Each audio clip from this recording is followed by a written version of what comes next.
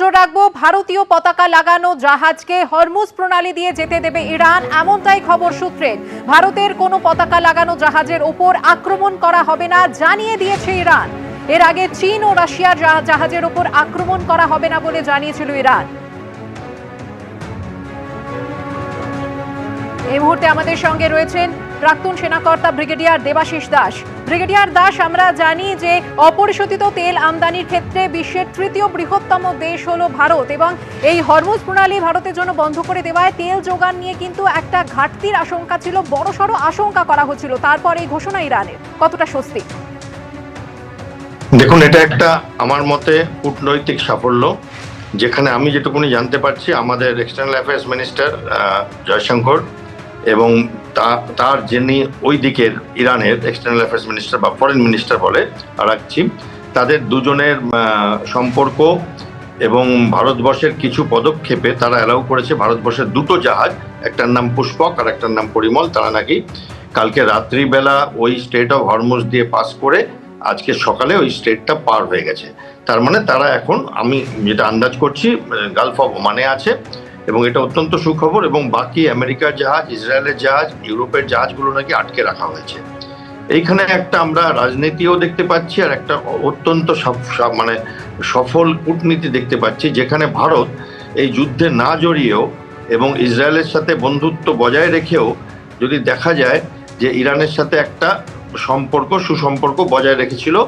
কারণ ভারত ইরানের একটি জাহাজ, যুদ্ধ জাহাজ, একটিকে তো ডুবিয়ে দিয়েছে আমেরিকা, টর্পেডো মেরে শ্রীলঙ্কাতে আন্তঃরাষ্ট্রীয় জলে, কিন্তু একটি যুদ্ধ জাহাজ যেটা ভারতের কাছে আছে কোচিনে, ভারত জোর গলায় বলেছে ওই 182 জন নাবিক এবং যুদ্ধ জাহাজটাকে আমরা রাখবো, কারণ এটা মানবিকতার দিক থেকে আমাদের রাখতে বাধ্য। এবং সেখানে আমেরিকা সেই ব্যাপারে কোনো উচ্চবাচ্য অন্তত করেনি, এবং সেইটা একটা ইরানের কাছে স্বস্তির ব্যাপার। এবং দ্বিতীয় স্বস্তির ব্যাপার যে কন্ডোলেন্সের বুকটা রাখা ছিল দিল্লিতে খামেনির মৃত্যুতে, সেটা ভারতের বিদেশ সচিব গিয়ে সই করে এসেছিলেন। এবার এইগুলোর পরে কিছু কথাবার্তার পরে আমার মনে হয় ভারত একটা কূটনৈতিক জয় করেছে, যেখানে নিজের দুটো জাহাজকে বার করে আনতে পেরেছে। যেটুকুনি আমি জানি ওখানে নাকি 28টা মতো জাহাজ আছে ভারতের নানান জিনিসপত্র নিয়ে আসবার জন্য। এবং তারপরের থেকেই দেখছি যে কিছু ভারত সরকারের দিল্লি থেকে মন্তব্য আসছে, প্রধানমন্ত্রীর মেসেজ আসছে যে প্যানিক করবেন না, আমাদের কোনো রকম কোনো সংকট হবে না। তো সংকট তেলে তো ছিল না, সেটা আমি জানি যে তেলের আমাদের অনেক দিনের রিজার্ভ আছে, বাট একটা জ্বালানি গ্যাসের জন্য সংকট হয়েছিল। সেটার জন্য আমি যেটুকুনি জানতে পারছি 3 রকমভাবে এটার মোকাবিলা করা হচ্ছে। একটা হচ্ছে অন্যান্য জায়গায় কেনবার ব্যবস্থা করবার, অন্যান্য দেশ থেকে খালি ওই দিকটা মানে হরমুজের দিকে আমাদের যে ডিপেন্ডেন্সি ছিল সেটা কমানোর জন্য, প্লাস প্রোডাকশন বাড়ানো। মানে আমরা তো গ্যাস বাড়াই, মানে গ্যাস তৈরি করি, 50% গ্যাস আমরা তৈরি করি আমাদের যেটা প্রয়োজন, সেই 50% প্রোডাকশনটা যাতে 75% করা যায় সেটার জন্য চেষ্টা। এবং তাতে আমি আজকে সকালে দেখলাম রিলায়েন্স ইন্ডাস্ট্রি একটা অঙ্গীকার করেছে যে ভারতবর্ষের সরকারের অনুরোধে আমরা ঠিক ততটাই এক্সট্রা কাজ করব যাতে আরও আমরা বাড়াতে পারি। এবং তৃতীয় যেটা করেছে, ভারত একটা পদক্ষেপ নিয়েছে যে কিছু ক্রুড অয়েলকে গ্যাস তৈরির জন্য, যে ক্রুড অয়েল আমাদের কাছে আছে এক্সট্রা, গ্যাস তৈরির জন্য ব্যবহার করতে নির্দেশ দেওয়া হয়েছে, এবং সেটা সম্ভব। এবং আমার আশা করছি যে এই এলপিজির যে ক্রাইসিসটা তৈরি হয়েছে, যেখানে রান্না করবার গ্যাস তো খালি আমরা ঘরে চালাই না, ঘরে ঘরে তো দেওয়া হচ্ছে, বাট ইন্ডাস্ট্রিতেও যায়, রেস্টুরেন্টগুলোতেও যায়, তো সেগুলো রেস্টুরেন্টগুলো বোধহয় পেতে শুরু করবে। মানে ভারত নর্মালসিতে হবে, একটু অসুবিধা হয়তো হবে, যুদ্ধের সময় সব দেশেরই হচ্ছে, বাট নর্মালসির দিকে হয়তো এগিয়ে আসবে। কিন্তু এই সমস্যাটা এই 2-3টে জাহাজ বার করবার না, এই সমস্যাটা সামগ্রিক বিশ্বের জাহাজগুলো বার করবার। গতকালই আমরা দেখেছি সন্ধ্যাবেলায় একটা থাইল্যান্ডের থেকে আসছিল, আমাদের থাইল্যান্ডের জাহাজ আমাদের পণ্য নিয়ে আসছিল, তার একটা আঘাত হয়, কোনো ড্রোন বা মিসাইল আঘাত হয়েছে কিনা এখনো বোঝা যাচ্ছে না, বাট আগুন লেগে যায়। এবং ঘটনার পরে ঘটনা হচ্ছে, এবং আশা করা যাচ্ছে যে এই স্ট্রেট অফ হরমুজটা খুলে যাক এবং বিশ্বতে এই জ্বালানির যে ক্রাইসিসটা, যে একটা আতঙ্ক সৃষ্টি হচ্ছে, সেটা মিটে যাক। বাট আমাদের সরকার থেকে বলা হচ্ছে যে এই ক্রাইসিস চলতে দেওয়া হবে না, এবং ভারতবর্ষ অন্তত আমি যেটুকুনি বুঝি অন্যান্য দেশের থেকে একটু বেটার অবস্থায় আছে। ধন্যবাদ ব্রিগেডিয়ার দাস। চোখ রাখুন নিবেদনে, জিডিজি হেক্সা টিএমটি পাক্কা হ্যায়। ভারতীয় পতাকা লাগানো জাহাজকে হরমুজ প্রণালী দিয়ে যাওয়ার অনুমতি, সিদ্ধান্ত ইরানের। যুদ্ধে না শেষেলে কলকাতা থেকে জেলা এলপিজির জন্য হাহাকার। বেলা 12টায় দেখুন 12টার ব্রেকিং।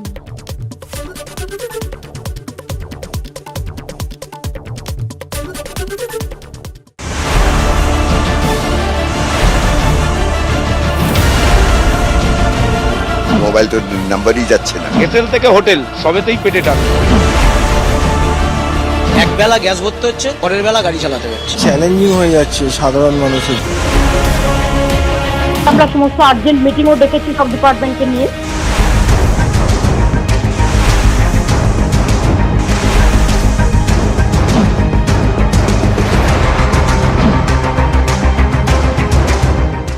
ঘণ্টাখানিক সঙ্গে সুমন নিবেদন করছেন SRMB TMT চ্যাম্পিয়ন্স কি পছন্দ।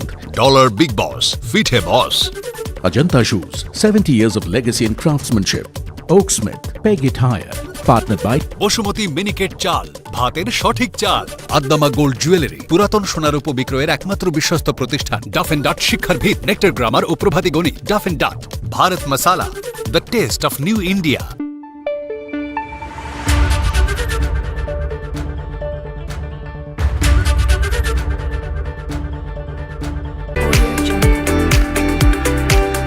SCI Paints রং সম্বন্ধে ধারণাই বদলে দেয়।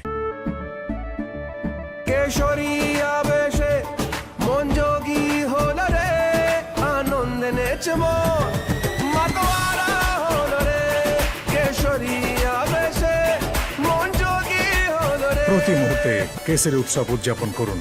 বিমল বলো ভাষা কেসরি।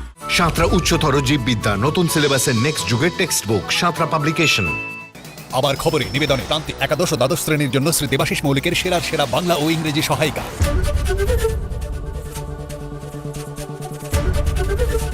এদিকে পেট্রোল পাম্প সেখানেও কিন্তু দীর্ঘ হচ্ছে লাইন। তার কারণ যথেষ্ট পরিমাণে সরবরাহ এখানেও এলপিজি নেই এবং সেই কারণে অটো চালকরা তারা সমস্যায় পড়ছেন। সরাসরি তারাতলা পাম্পিং স্টেশন থেকে আমাদের প্রতিনিধি পার্থপ্রতিম ঘোষ রয়েছেন। পার্থ, ইতিমধ্যেই গতকালই আমাদের দেখিয়েছো যে চিংড়িঘাটা সেখানে কিন্তু ইতিমধ্যেই দুটো রুটে ভাড়া বাড়তে শুরু করেছে, কিন্তু ভাড়া বাড়লেও তো সমস্যার সমাধান হচ্ছে না।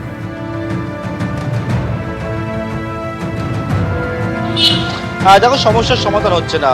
শুরুতে যে ছবিটা দেখাবো, একটা অংশের ছবি দেখাচ্ছে আমার সহকর্মী দিব্যেন্দু দেখাচ্ছে। পরপর এটা হচ্ছে লাইনের ছবিটা দেখতে পাচ্ছ, যে অটো চালকেরা সকাল থেকে ভোর থেকে তারা বলছেন তারা এসে এই রকমভাবে অটো নিয়ে দীর্ঘ লাইনে দাঁড়িয়ে রয়েছে। এটা এই যে লাইনটা বলছে এটা একটা অংশের ছবি। এই রকম রাস্তার বিভিন্ন প্রান্তে পরপর কিন্তু অটো চালকেরা এলপিজির জন্য ভোর থেকে এসে এই রকম ভাবে দাঁড়িয়ে রয়েছেন, কখন এলপিজি আসবে, কখন তারা এলপিজি পাবেন। তারাতলা যে একটা এলপিজি পাম্পে আমরা রয়েছি এবং সেখানে এসে আমরা দেখলাম যে অনেকেই বলছেন ভোর থেকে তারা এসছেন, কিন্তু আসার পর আজকে এই যে পাম্প রয়েছে এলপিজি স্টক সেখানে ছিল না।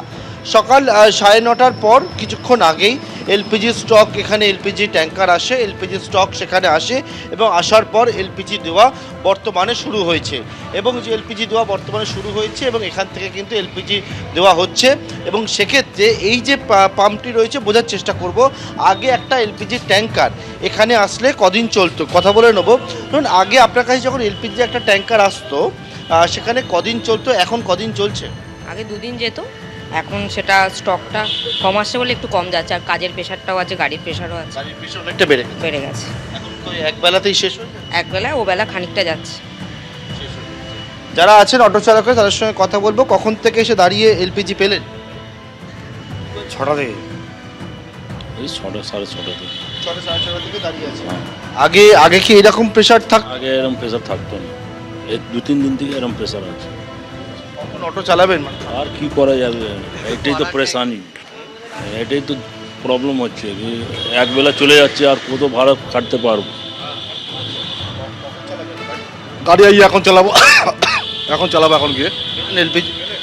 হ্যাঁ, এলপিজি এখন পেলাম। এখন এই সকাল 7টা থেকে বসে আছি, বসে এখন 9:30 10টা বাজে। এখন পাচ্ছে, এখন গিয়ে রোডে গিয়ে এখন ভাড়া কাটতে হবে আমাদের। বলছেন যে তারা দীর্ঘ বেশ কয়েক ঘন্টা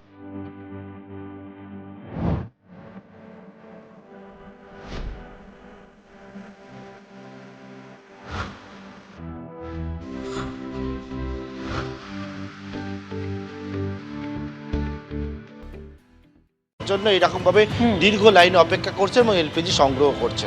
ব্রিগেডে প্রধানমন্ত্রীর অনুষ্ঠানে মুখ্যমন্ত্রীকে আমন্ত্রণ জানিয়ে মুখ্যমন্ত্রীকে কেন্দ্রীয় সড়ক পরিবহন মন্ত্রীর চিঠি। শনিবার ব্রিগেডে আসছেন প্রধানমন্ত্রী নরেন্দ্র মোদী। পশ্চিমবঙ্গে চলছে হাইওয়ের একাধিক প্রকল্পের কাজ। জাতীয় সড়ক সহ একাধিক প্রকল্পের সূচনা করবেন প্রধানমন্ত্রীর সেই অনুষ্ঠানে থাকার জন্য মুখ্যমন্ত্রীকে আমন্ত্রণ। ব্রিগেডে আসতে মমতা বন্দ্যোপাধ্যায়কে নীতিন গডকরির চিঠি।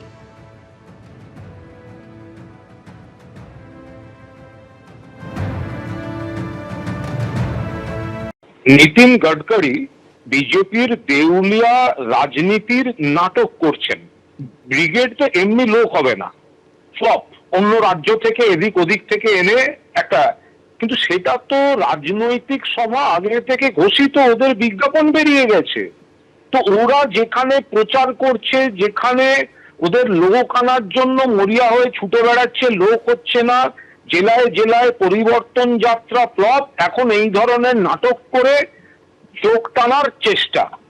যুক্তরাষ্ট্রীয় কাঠামোতে এটাই স্বাভাবিক যে কেন্দ্রীয় প্রকল্প যে রাজ্যে উদ্বোধন হবে সেখানে প্রধানমন্ত্রী উপস্থিত থাকলে মুখ্যমন্ত্রী উপস্থিত থাকবেন, এটাই শোভনীয়।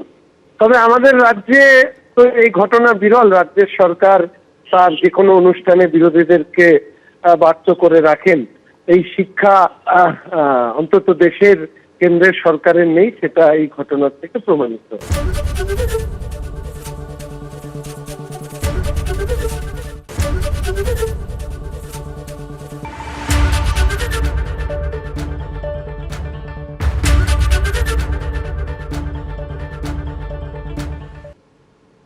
গঙ্গাসাগরে বিজেপি নেতা ত্রিলোকেশ ঢালিকে গুলি করার 24 ঘন্টা পর গ্রেফতার এক।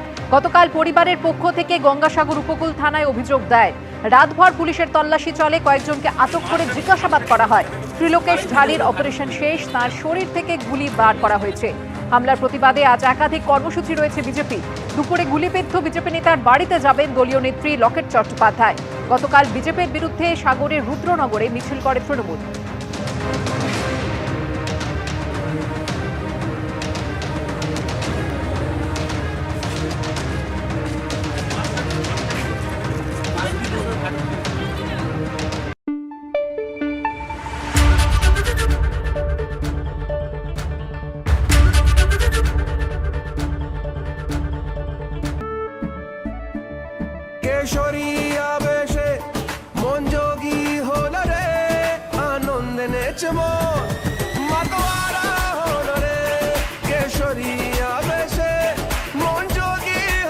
প্রতি মুহূর্তে কেসরি উৎসব উদযাপন করুন।